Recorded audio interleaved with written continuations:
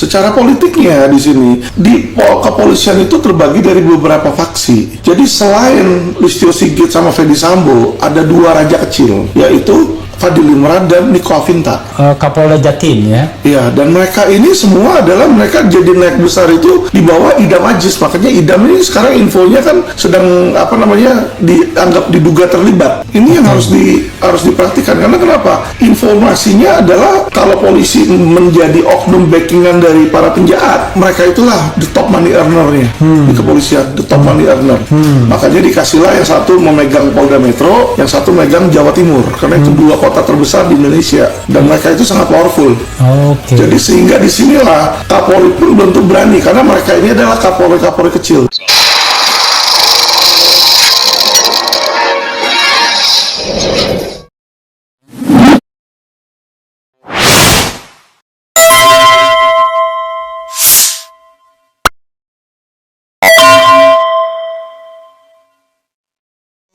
Tapi bro, dua tingkat di atas Irjen itu malah kagak ada itu. Satu tingkat aja udah Kapolda.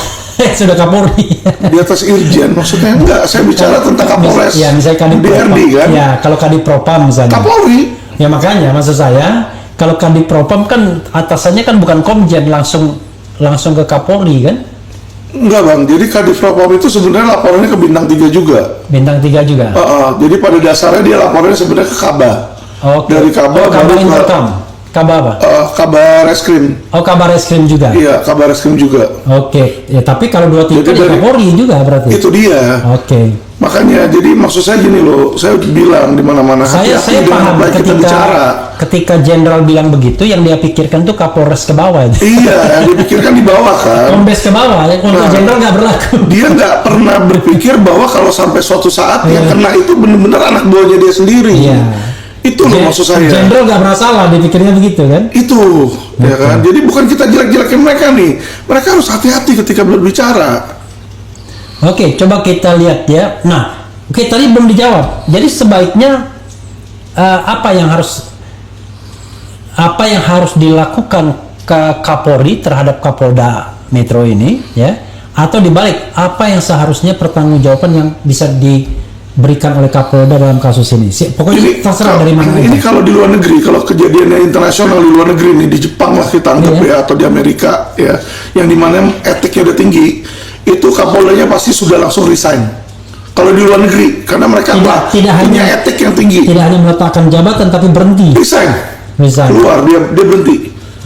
Gitu loh. Jadi udah pasti dia bilang saya keluar, mundur istilahnya. Karena dia tidak menangani itu secara baik dari awal. Sebagai rasa malu, maksudnya sebagai rasa tanggung jawab. Tetap doing professionally. Betul. Kan? Kalau ada kasus itu dia baru 3 hari kemudian, it's okay, karena itu mau ditutup-tutupi. Tapi ketika dia tahu dia melakukan tindakan yang profesional, pemberesan dan lain sebagainya, kan begitu. Ya, jadi seharusnya itu mundur, ya kan. Kalau di negara lain lah, Jepang lah, itu kan sangat etik kalau dilaporin dikit dia bersalah, dia mohon maaf mundur, menteri aja mundur. Ya. Di situ Indonesia kagak ada kayak begitu mundur.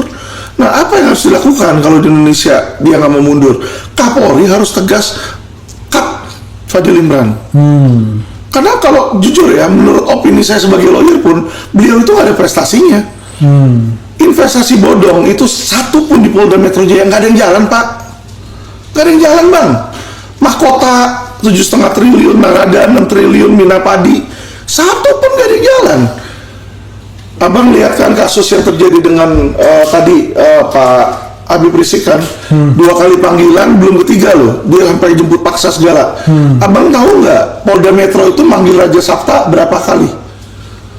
Jadi Raja Sabta Otohari itu saya laporin, dugaan penipuan, penggelapan 7,5 triliun. Sampai sekarang itu kasus 3 tahun, itu baru naik sidik terus mandek di situ. Dipanggil sama Polri itu 7 kali untuk BAP, untuk klarifikasi. 7 kali panggilan. Nggak datang. Habib Rizik 2 kali awalnya matiin.